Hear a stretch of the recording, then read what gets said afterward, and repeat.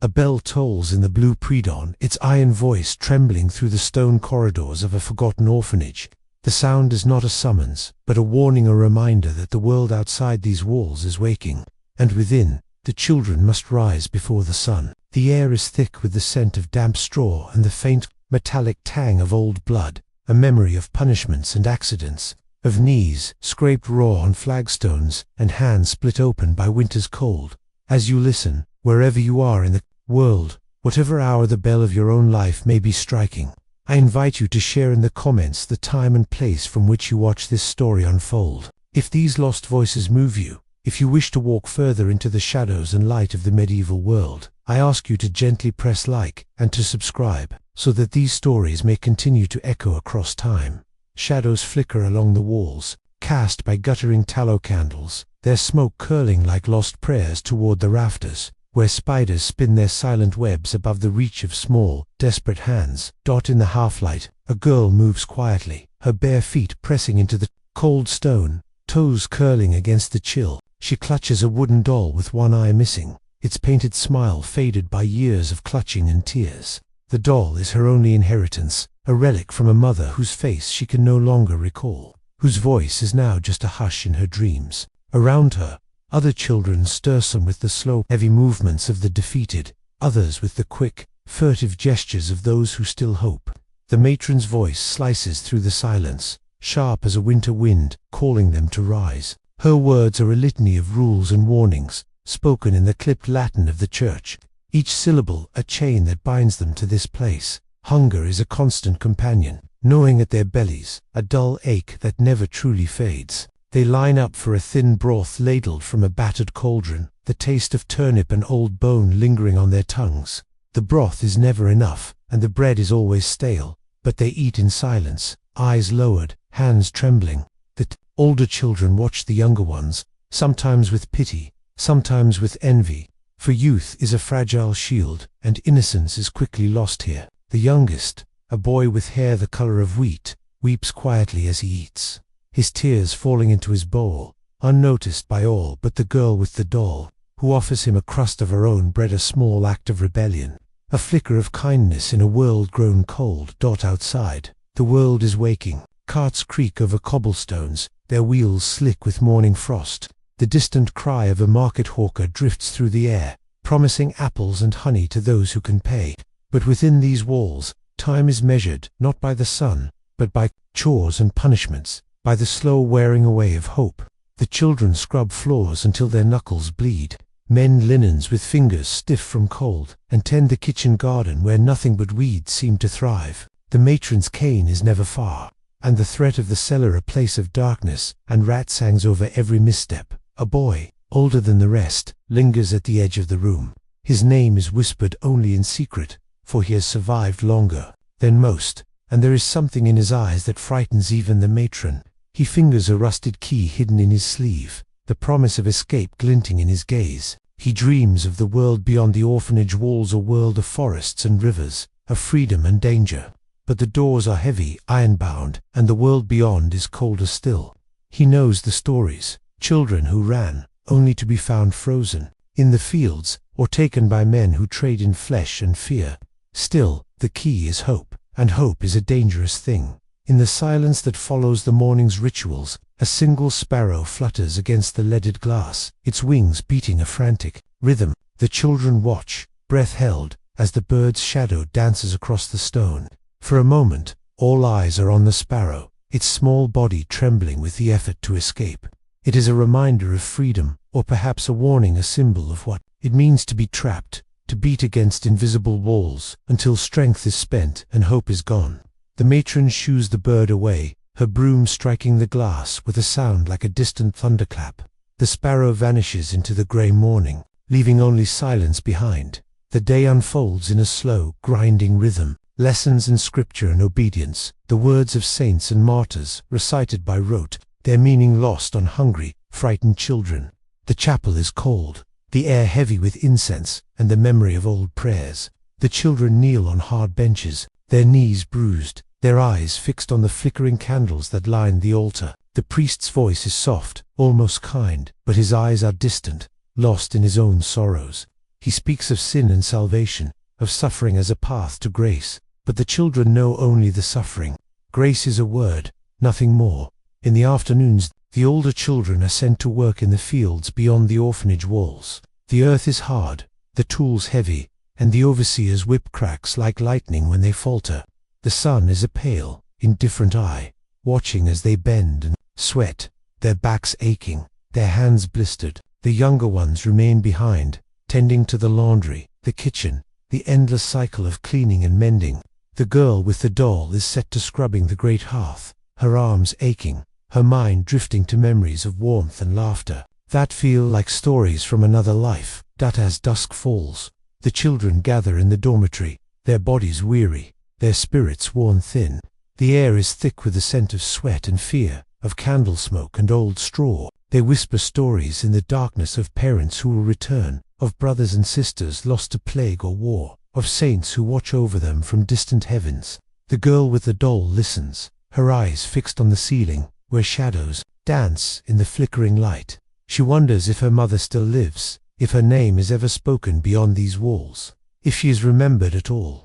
The boy with the key lies awake, the metal cold against his skin. He listens to the wind rattling the shutters, to the soft breathing of the children around him, to the silence that settles like a shroud over the orphanage. He dreams of escape, of running through the fields beneath a sky unbroken by walls or rules, but he knows the cost of hope, the price of freedom. He closes his eyes and waits for morning, for the bell to toll once more, for another day to begin. In the final moments before sleep, a single candle gutters and dies, its smoke rising in a thin, wavering line. The darkness is complete, and the children are invisible, once more lost to the world, forgotten by all but each other. Yet in the silence, a question lingers, soft as a prayer. What becomes of those who are never seen, whose names are never spoken, whose lives are measured only by the shadows they leave behind? The night deepens, and somewhere beyond the orphanage walls, another bell begins to toll, its sound rolling through the darkness, calling the lost and the forgotten into another day. The story does not end here. It moves onward, into the fields and the villages, into the hearts of those who wait and those who wander, searching for a place to belong, for a door that will finally open. Dawn breaks not with warmth, but with a thin mist that clings to the fields beyond the village, veiling the world in a shroud of grey. The cries of crows rise above the thatched rooftops, their black wings slicing the pale sky. In the hush before the sun's full ascent, a girl kneels in the mud at the edge of a tangled hedgerow, her hands raw and red from gathering nettles for the manor's kitchen. The earth is cold and unyielding beneath her knees, the dew soaking through the threadbare wool of her skirt. Each breath she draws clouds in the air, mingling with the scent of wood smoke drifting from distant chimneys and the sharp temps of manure that clings to the land. She is not alone. Though she feels it, the world around her is a tapestry of muted greens and browns, stitched with the silent labor of the invisible. Her fingers sting as she plucks the nettles, careful to avoid the worst of their bite, but the pain is a familiar companion. She listens for the distant clang of the church bell, a summons to labor, to obedience, to survival. The bell's voice is a thread that binds the village together, marking the hours of toil and prayer, of hunger and hope. Above her, the manor looms on the hill, its stone walls streaked with moss, windows glinting like watchful eyes. The Lord's banners hang limp in the morning damp, their faded colors a memory of battles fought and won, of blood spilled for land and power. Inside, the Lord's children laugh over honeyed bread and spiced wine, their voices muffled by thick tapestries and the heavy doors that keep the world at bay. Their laughter is a distant music, a song she has never learned.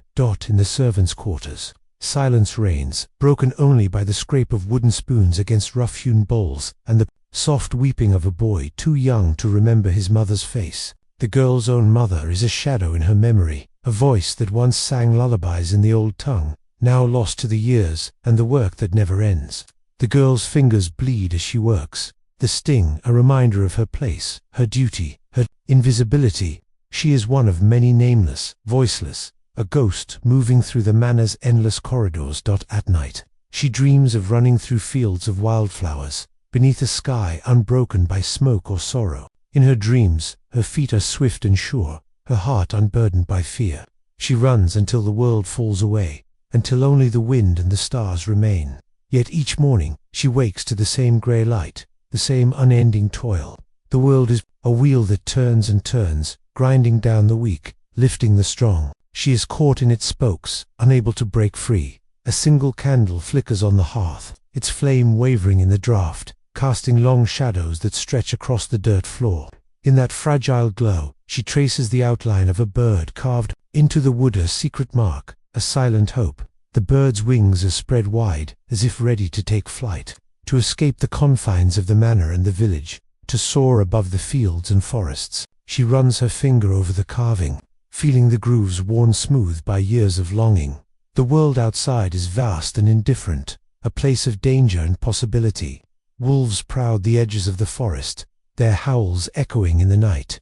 The laws of the manor are as unyielding as the stones that form its walls.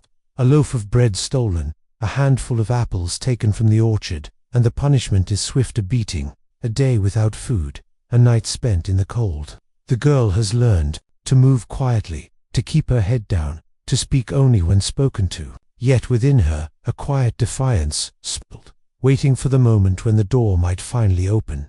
She remembers the stories told by the old women who gather by the fire, their voices low and secretive. Stories of saints who walked barefoot through the snow, of girls who vanished into the woods and returned as wolves, of miracles and curses, of love and loss. The stories are a lifeline, a way to make sense of a world that is often cruel and capricious. She holds them close, repeating them to herself as she works, as she waits, as she dreams. The day passes in a blur of labor and silence. The girl moves, from field to kitchen, from kitchen to hall, her hands never still. She scrubs pots blackened by years of fire, peels turnips until her fingers are numb, sweeps ashes from the hearth. The manor is alive with the sounds of work, the clatter of dishes, the hiss of boiling water, the low murmur of voices. Yet beneath it all is a current of fear, a knowledge that one misstep, one careless word, can bring the wrath of the steward or the lady of the house. As evening falls,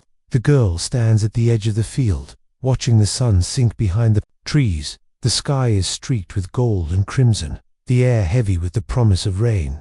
She closes her eyes and listens to the world, the distant laughter from the manor, the soft rustle of leaves, the steady beat of her own heart. For a moment, she allows herself to hope, to believe that there is more to life than this endless cycle of work and want. She turns back toward the manor, her shadow stretching long across the grass. The candle in the servants' quarters still burns, its light a beacon in the gathering dark. She walks slowly, her feet heavy, her spirit weary. Yet as she passes the old oak tree at the edge of the field, she pauses. There, hidden among the roots, is a feather white and perfect, untouched by mud or rain.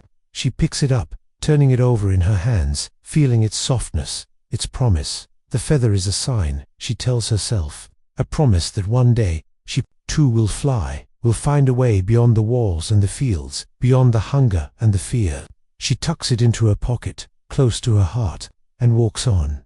Night settles over the manor and the village, over the fields and the forests. The world is quiet, save for the distant tolling of the church bell, calling the faithful to prayer, the lost to hope, the weary to rest.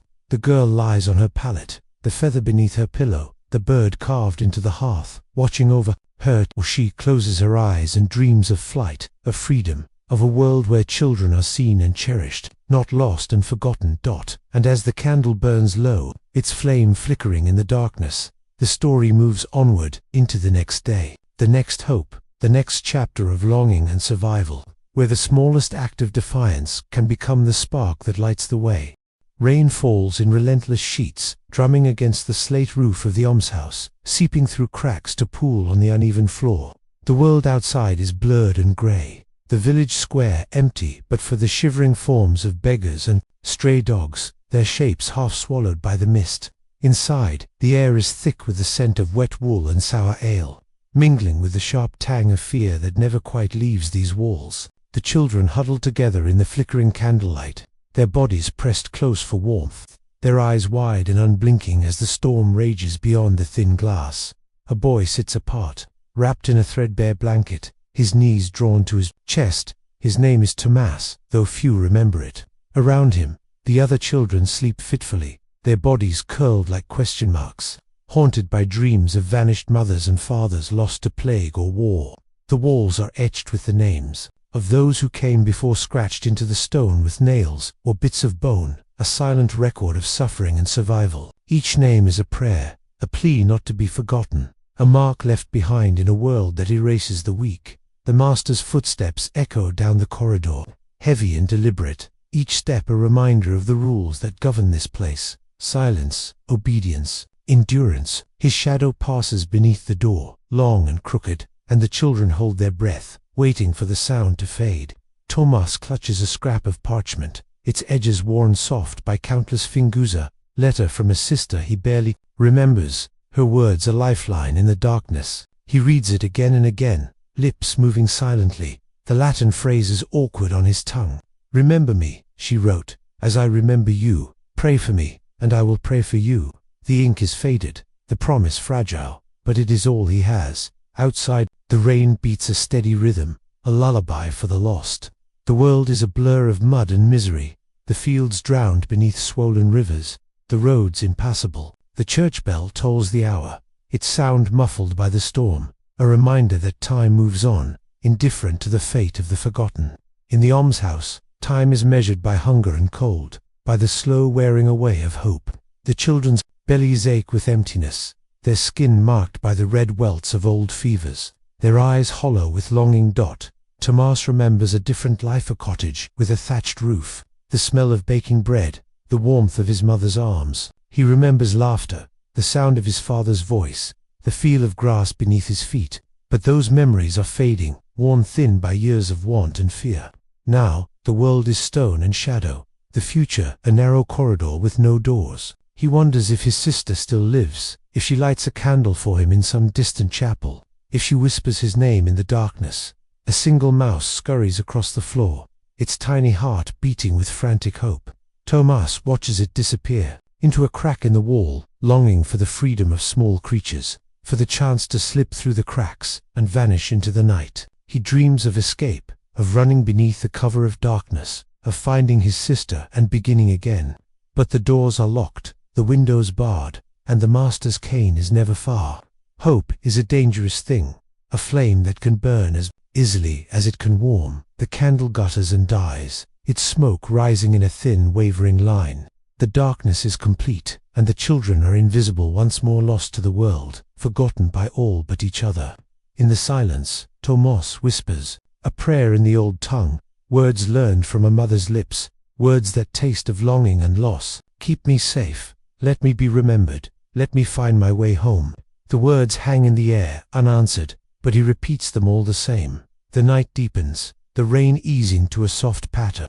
Somewhere, a dog howls, its voice rising above the storm, a song of loneliness and longing.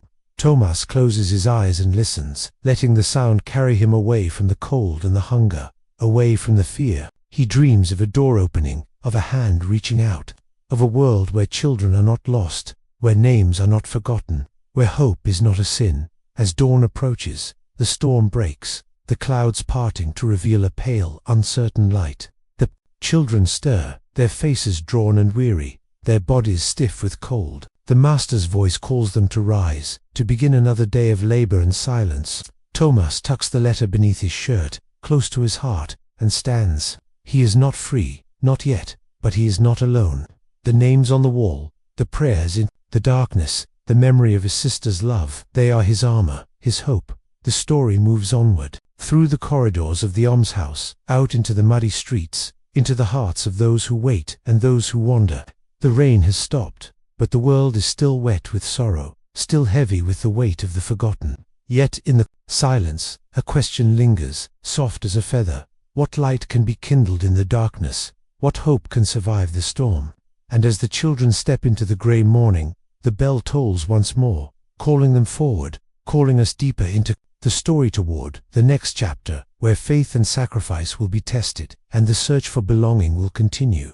A pale sun struggles through the stained glass of the abbey, casting fractured rainbows across the flagstones. The air is heavy with incense and the faint, sweet rot of old wax, a perfume that clings to the folds of woolen habits and the rough linen of novice robes. In the choir stalls, a line of boys stand with heads bowed, their voices rising in a thin, uncertain chant that echoes through the vaulted stone. The Latin words taste foreign on their tongues, a language of power and distance, each syllable a step further from the world they once knew. Among them stands a child with shorn hair and hollow cheeks, his hands trembling as he clutches his psalter. The leather cover is worn smooth by anxious fingers, the pages stained with candle grease and the salt of silent tears. He is called Brother Peter now, though the name given by his mother lingers in the back of his mind, a secret he dares not speak. The abbot's gaze sweeps over the boys, cold and appraising, searching for signs of weakness or rebellion. The abbot's ring glints in the morning light, a symbol of authority that brooks no question, no comfort. Outside, the cloister garden lies silent, dew beading on the leaves of rue and sage, the only sound the distant coo of doves. The garden is a world apart, a place of order and quiet beauty, but the boys are rarely allowed to linger there. Their days are measured by bells and prayers, by the endless copying of scripture in the scriptorium, by the weight of silence that presses on their chests. The abbey is a world of rules and rituals, of submission and sacrifice, where even laughter is suspect, and the smallest joy must be hidden like contraband.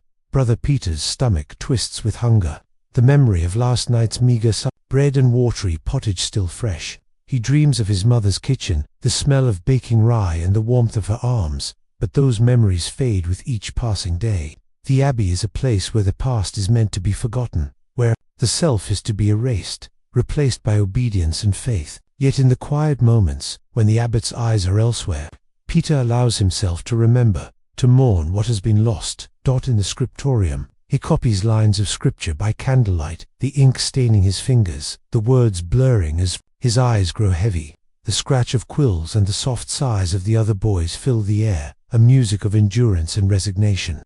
The candles burn low, their flames wavering in the draught, casting long shadows that dance across the walls. Each word he writes is a prayer, a plea for mercy, a hope that someone, somewhere, will remember his name. A bell rings, sharp and insistent, calling the boys to prayer, to duty, to the slow erasure of self. They file into the chapel, their footsteps muffled by the worn rushes underfoot. The air is thick with the scent of lilies from the altar, mingling with the salt of their tears. The abbot's voice rises in a chant, his words soaring to the rafters. But Peter's mind drifts to the world beyond the abbey walls, the fields and forests, the rivers and roads, the life that might have been. He glances toward the high window, where a single sparrow perches on the sill, its wings trembling in the cold. The bird is a fleeting vision of grace, a reminder that freedom exists, even if only for a moment. Peter watches as the sparrow takes flight, its shadow flickering across the stone, and something stirs within him, a longing, a question, a spark of hope. The day passes in a blur of ritual and repetition. The boys kneel and rise, their bodies aching, their spirits worn thin. The abbot's cane is never far, and the threat of punishment hangs over every misstep. Yet in the quiet of the night, when the candles have guttered, and the abbey is wrapped in darkness, Peter lies, awake on his narrow pallet, listening to the soft breathing of the other boys, to the distant howl of wolves beyond the walls. He fingers the edge of his psalter, tracing the faded letters of his old name, hidden in the margins. He whispers it into the darkness, a secret prayer, a defiance against the silence. He wonders if his mother still remembers him, if she lights a candle for him in some distant chapel, if she whispers his name in her prayers. The abbey is a place of sacrifice, of faith tested and innocence lost. Yet even here, in the heart of stone and shadow, hope endures a fragile flame. A bird on the wing, a name remembered in the darkness. As the first light of dawn creeps through the stained glass, painting the walls with color, Peter closes his eyes and dreams of flight, of freedom, of a world where children are not lost, where names are not forgotten, where hope is not a sin. And as the bell tolls once more, calling the boys to another day of prayer and penance, the story moves onward, the city's shadows, where hunger and danger wait, and where the struggle for dignity and survival will take on new forms. The wind howls through the narrow alleys of the city, carrying with it the stench of tanneries and the sharp tinge of wood smoke. Night presses close, thick and restless, as the cathedral's bells toll the hour, each peal rolling over rooftops, echoing through the labyrinth of stone and shadow. Beneath a crumbling archway, a group of children huddled together, their faces smudged with soot and fear, their bodies wrapped in rags that do little to keep out the cold. The city is a living beast, its heart beating with secrets and hunger, its breath rising in the steam of cook fires and the sighs of the lost. Among the children, a boy with a twisted leg clutches a pouch of stolen chestnuts, his eyes darting from shadow to shadow. His name is whispered only in the dark, for in this world, names are currency, and trust is a luxury few can afford. Hunger is a constant companion, gnawing at their bellies, driving them to risk and ruin. The city's markets are a patchwork of languages: Norman, Saxon, Breton, each word a promise or a threat, each face a mask. The children move like ghosts, slipping between stalls, hands quick and silent, their hearts pounding with the thrill and terror of survival. The bells of the cathedral toll again, a warning and a benediction. In the marketplace, merchants shout their wares, the air thick with the scent of onions and fish, of sweat and spilled ale. The children's world is measured in moments: an apple snatched from a cart, a crust of bread begged from a kind hand, a night spent in the ruins of an old chapel where the air is thick with the scent of damp stone and candle wax. Here, in the broken sanctuary, they share stories of vanished parents, of plague carts and burning pyres, of saints and monsters that haunt the city's dreams. A girl with tangled hair weaves a crown of nettles, her fingers nimble despite the cold. She places it on her head, a silent act of defiance, a reminder that even in the depths of poverty, there is dignity. The others watch her, some with envy, some with awe, all of them longing for a moment of beauty in a world that offers so little. The boy with the twisted leg offers her a chestnut, and for a heartbeat, the hunger and fear recede, replaced by something like hope. As the city sleeps, the children watch the stars through broken glass, their dreams as fragile and fleeting as the frost that forms on their ragged cloaks. The city is a place of danger and possibility, of cruelty and kindness, where every shadow hides a story, and every story is a thread in the tapestry of survival. The watchman's cudgel is never far, and the threat of the workhouse or the gallows hangs over every stolen loaf, every whispered secret. Yet, in the darkness, hope flickers a single flame against the gathering night. The children speak of escape, of finding a place beyond the city's walls, where the air is clean and the fields stretch wide beneath an open sky. They dream of forests and rivers, of a world where hunger is not a curse, where names are not forgotten, where children are not lost. The city, for all its dangers, is also a place of beginnings, of new names and new chances, of friendships forged in the crucible of need. The boy with the twisted leg lies awake, listening to the city's restless heart, the distant laughter of revelers, the soft weeping of a mother searching for her child, the low chant of monks at midnight prayer. He wonders if he will ever leave these streets, if he will ever find a place to belong. He clutches his pouch of chestnuts, the nettle crown glinting in the moonlight, and closes his eyes. On the silence, a question lingers, soft as a breath. What is the price of survival, and what must be lost to be found? The city offers no answers, only the promise of another day, another chance, another story waiting to be told. As dawn approaches, the bells toll once more, calling the faithful to prayer, the hungry to the market, the lost to hope. The children rise, their shadows stretching long across the cobblestones, and the story moves onward toward the manor's gates, where duty and longing will collide, and where the search for belonging will take on new meaning. A hush falls over the manor as dusk settles, the last rays of sunlight catching on the gilded edges of the great hall's tapestries. The world outside is fading into blue shadow, but within these walls, the rituals of evening have only just begun. In the servants' quarters, a boy polishes silver goblets, his reflection warped and ghostly in the metal. His hands are red and raw, the skin cracked from lye and cold water, but he works in silence, careful not to draw the steward's eye. The air is thick with the scent of roasting meat and the sharp tang of spilled wine, mingling with the musty odor of old rushes underfoot. Above, laughter drifts from the hall, where the Lord's children chase each other beneath the watchful eyes of painted ancestors. Their voices rise and fall, bright as bells, echoing off the stone.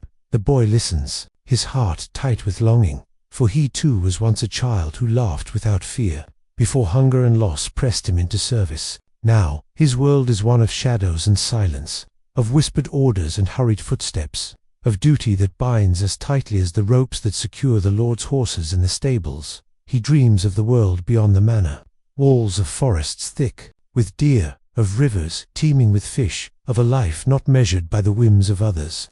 Yet each day he is reminded of his place. The steward's cane is never far, and the rules of the house are as unyielding as the stone beneath his feet. He moves through the corridors like a ghost, unseen and unheard, his presence marked only by the gleam of polished silver and the absence of dust dot. At night he lies awake on his straw pallet, listening to the distant howl of wolves, the creak of timbers settling, the soft breathing of other lost children.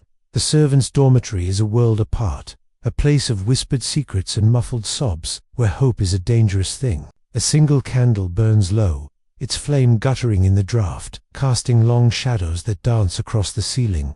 In the darkness he fingers a scrap of blue cloth, a remnant of his mother's dress, the last piece of a vanished world. He presses it to his lips, remembering the warmth of her embrace, the lullaby she sang in the old tongue, the promise that he would never be alone. The manor is a place of order and ritual, of feasts and fasts, of secrets kept behind heavy doors. The Lord's family dines on venison and spiced wine, their laughter ringing through the halls, while the servants eat in silence, their bowls filled with thin pottage and crusts of bread. The boy watches from the shadows, his hunger sharp and unrelenting, his longing for kindness a wound that never heals. Yet even here, in the heart of duty and deprivation, moments of grace flicker like candlelight. An older girl, her hands deft and sure, slips him a piece of honeycomb pilfered from the kitchen. Their eyes meet, and in that brief exchange, a silent understanding passes between them, a recognition of shared suffering, of hope that endures. Despite all, he savors the sweetness, letting it linger on his tongue, a memory of better days. As the night deepens, the manor grows quiet. The great hall is empty now, the fire banked low, the echoes of laughter fading into silence. The boy rises from his pallet and moves to the window, pressing his forehead to the cold glass. Outside, the moon hangs low over the fields, silvering the grass, casting long shadows that stretch toward the forest. He imagines himself running through the darkness, free and unafraid, the blue cloth fluttering behind him like a banner. But the world beyond is full of dangers, wolves and thieves, hunger and cold. He knows the stories whispered by the hearth, of children who vanished into the night, never to be seen again. Still, he dreams, for dreams are all that remain to those who are unseen. He returns to his bed, the blue cloth clutched in his hand, and closes his eyes. In the silence, he hears the faint tolling of a distant bell, calling the faithful to prayer, the lost to hope, the weary to rest. The manor sleeps, but the story moves onward into the wild places beyond the walls, where the forest waits, dark and ancient, and where the search for belonging will take on new shapes beneath the tangled branches and the watchful eyes of the night. And so, as the candle finally gutters and dies, the boy drifts into dreams, carrying with him the memory of laughter, the taste of honey, and the hope that somewhere, beyond the reach of duty and fear, a door may yet open. The forest presses close, its ancient trees looming like silent witnesses, their branches tangled with mist and memory. In a clearing where the last light of day lingers, a girl crouches beside a shallow stream, her hands numb as she scrubs linen. Against a smooth stone, the water is icy, biting at her skin, carrying away the dirt and blood of another day's labor. Her breath rises in pale clouds, mingling with the scent of pine and damp earth, the air alive with the distant call of an owl, echoing through the gloom. She is alone, save for the memory of a brother lost to fever, his absence a hollow ache that never fades. The village lies beyond the trees, its thatched roofs barely visible through the fog, the church spire rising like a promise or a threat. Her dress is patched and threadbare, her feet bare and bruised from the stony path. She hums a lullaby in the old tongue, the melody a fragile thread connecting her to a world that no longer exists, a world of warmth and laughter, of hands that held her close. The forest is both sanctuary and snare. It offers shelter from the eyes of the manor and the harshness of the fields, but it is also a place of shadows and secrets, where wolves prowl and the wind carries the stories of the lost. She remembers the warnings whispered by the old women. Stray from the path, never answer the voices that call from the dark. Yet here, beneath the tangled boughs, she finds a strange kind of peace, a freedom that the village cannot offer. A fox slips through the undergrowth, its eyes bright and wary, a fleeting companion in the gathering dark. The girl pauses, watching its silent passage, envying its grace, its certainty. She gathers her bundle of linen, her fingers stiff and clumsy, and begins the long walk home. Each step is a prayer, each breath a plea for safety, for warmth, for a place to belong. The path is narrow, hemmed in by brambles and the twisted roots of ancient oaks. Her heart pounds with every snap of a twig, every rustle in the undergrowth. But she presses on, guided by the faint glow of the village lights. As she nears the edge of the trees, the church bell tolls, its sound rolling through the mist like a summons. She pauses, heart pounding, and looks back at the forester world of shadows and secrets, of danger and possibility. The bell's voice is both comfort and command, calling her back to the world of men, to the rules and rituals that shape her days. She steps from the shelter of the trees, the weight of her own survival pressing down on her shoulders, the fragile hope that somewhere, beyond the reach of hunger and fear, a different life might be waiting. The village is quiet, the windows shuttered against the night, the air heavy with the promise of rain. She slips through the narrow lanes, her bundle clutched to her chest, her eyes wary for the watchful gaze of the steward or the sharp tongue of the priest. She passes the church, its doors closed, the flicker of candlelight visible through the cracks. She wonders if her brother's name is ever spoken here, if his soul is remembered in the prayers that rise with the smoke at home. The hearth is cold, the room empty but for the echo of her own footsteps. She kneels to light a fire, coaxing, a spark from flint and steel, her hands shaking with exhaustion.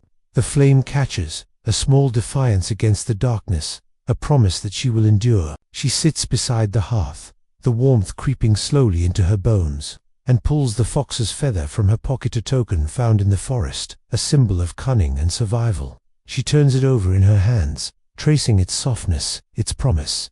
Outside, the wind rises, rattling the shutters, carrying with it the voices of the lost and the longing of those who remain. The girl closes her eyes and listens, letting the sounds of the night wash over her, the crackle of the fire, the distant tolling of the bell, the heartbeat of the forest beyond the walls. She dreams of a world where children are not forgotten, where every name is spoken, every life cherished. As the fire burns low, casting shadows that dance across the walls, the story moves onward, into the next dawn, the next hunger, the next fragile hope. For in the heart of the forest, in the silence between the bells, the search for belonging continues, and the promise of freedom waits, just beyond the edge of the trees. The night deepens, and the world seems to hold its breath. In the hush that follows the forest's wildness, the village slumbers beneath a sky veiled in cloud, the moon a pale ghost behind shifting mist. Yet not all are at rest.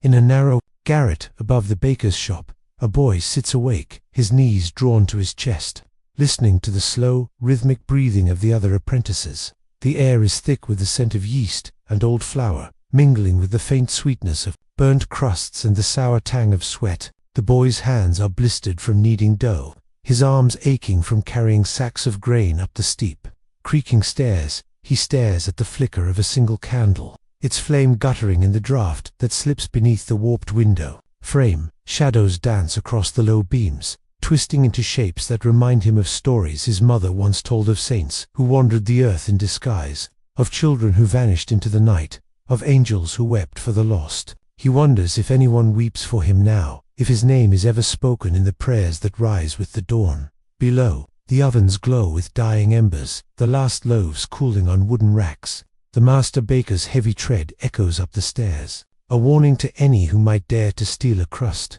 Hunger is a law here, as strict as any written by king or priest. The apprentices learn quickly to hide their pain, to swallow their longing, to keep their heads down and their voices low.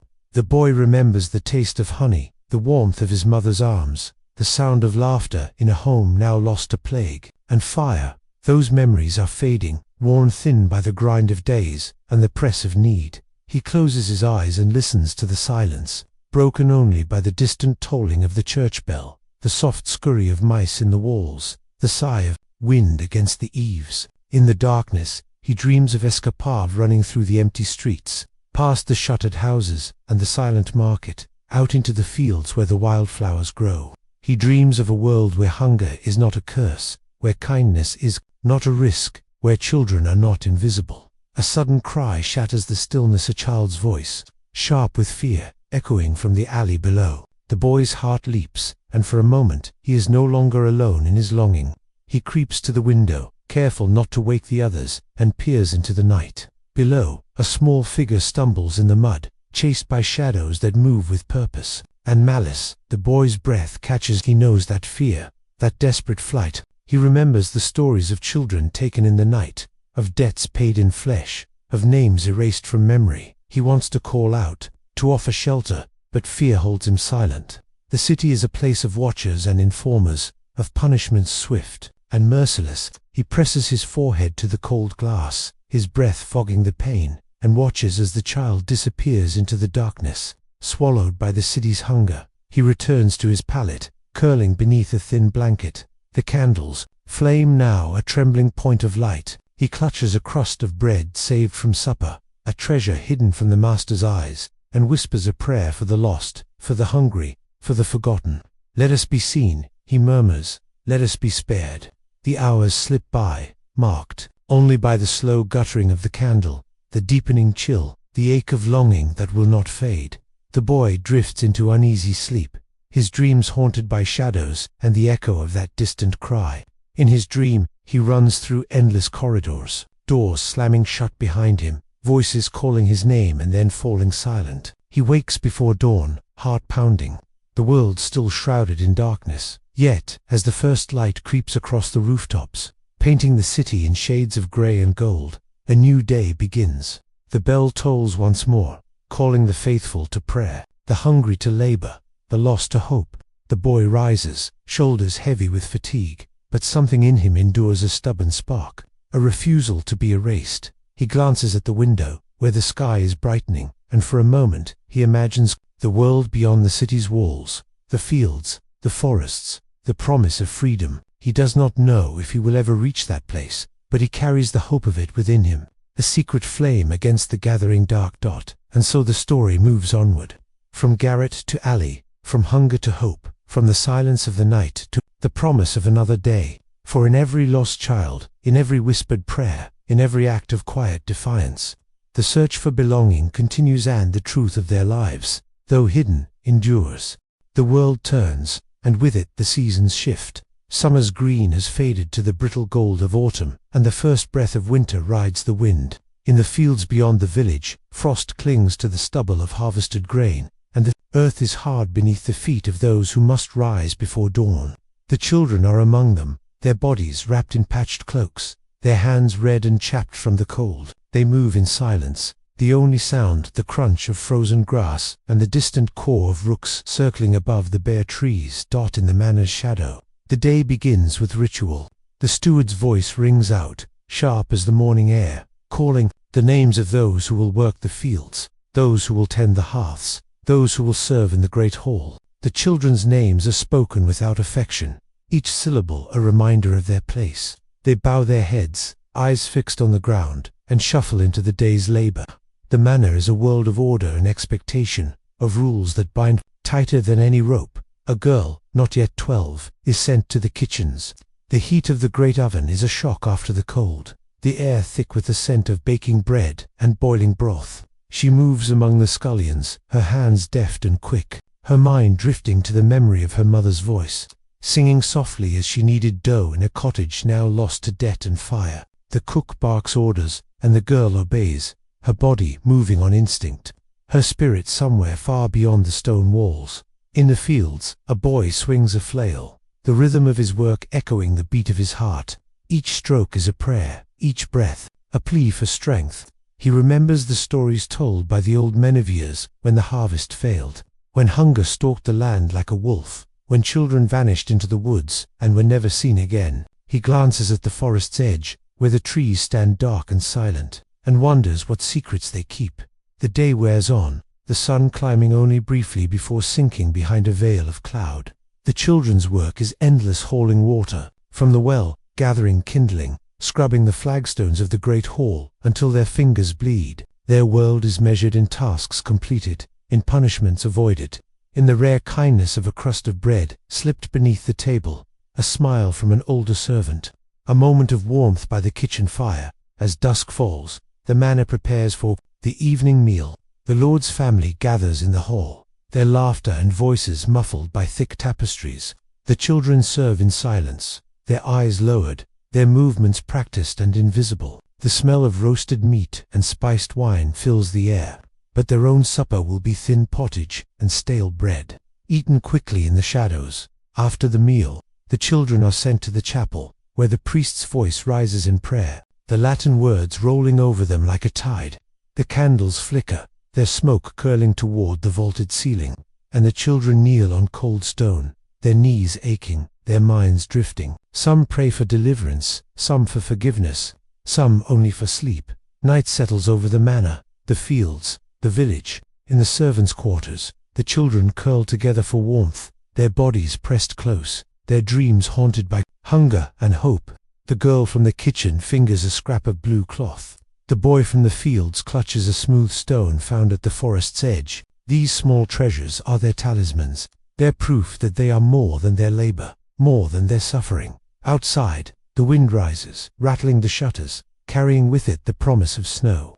The world is vast and indifferent, but within the darkness, the children's hearts beat on, stubborn, defiant, unbroken. They whisper stories to each other, stories of saints and miracles, of lost siblings in distant lands, of a future where doors open and names are spoken with love. As the last candle gutters and dies, the manor falls silent. The children drift into uneasy sleep, their dreams carrying them beyond the walls, into the wild places where hope still lingers. And so the story moves onward, through the turning of the seasons, through hunger and hardship, through the quiet, unyielding search for belonging and light. For even in the coldest night, a spark endures, waiting for the moment when it will catch, and the world will be remade in the warmth of a new dawn. The year wanes and winter's grip tightens. Snow falls in slow, silent drifts, blanketing the village and fields in a hush that feels almost holy. The world is transformed, rooftops softened, hedgerows buried, the river's surface glazed with ice. But beneath this white silence, life is harder than ever for those who are small and unseen. In the orphanage, the children wake to a world of frost. Their breath clouds in the air as they huddle together for warmth, the straw of their pallets stiff and cold beneath them. The matron's footsteps echo down the corridor, her lantern casting long, trembling shadows on the walls. She calls them to rise, her voice sharp and impatient, and the children obey, moving with the slow, heavy motions of the exhausted. The air is thick with the scent of damp wool and the faint, metallic tang of old blood, a memory of punishments, of accidents, of the body's frailty in a world that offers little mercy. Breakfast is a thin gruel, ladled from a pot that never seems to fill. The children eat in silence, their eyes fixed on their bowls, their hands trembling with cold and hunger. The youngest, a girl with hair the color of ash, weeps quietly, her tears freezing on her cheeks. An older boy, the one with the rusted key hidden in his sleeve, breaks off a piece of his bread and slips it to her beneath the table, a small act of rebellion, a flicker of kindness in a world grown colder still. Outside, the village is muffled and strange. The church bell tolls, its sound softened by the snow, calling the faithful to prayer, the lost to hope, the weary to endure another day. The children are sent out to gather firewood, their feet wrapped in rags, their fingers numb. The forest is a world of shadows and silence, the trees heavy with snow, the paths hidden and treacherous. They move in pairs, watching for wolves, for the men who prowled the edges of the village, for the dangers that wait in the white wilderness. In the manor, the Lord's family gathers by the great hearth, the fire blazing, the air thick with the scent of roasting meat and mulled wine. The children who serve move quietly, their faces flushed with heat and fear, their eyes fixed on the floor. They carry platters of food, pour wine into silver goblets, sweep up the crumbs that fall from the table. Their own supper will be thin and cold, eaten quickly in the shadows, their hunger sharpened by the memory of what they have seen and smelled. Night falls early, the sky a deep, endless blue. The children return to their beds, their bodies aching, their spirits worn thin. They whisper stories in the darkness of parents who will return, of brothers and sisters lost to plague or war, of saints who watch over them from distant heavens. The girl with the ash-colored hair clutches her wooden doll. The boy with the key lies awake, listening to the wind rattling the shutters.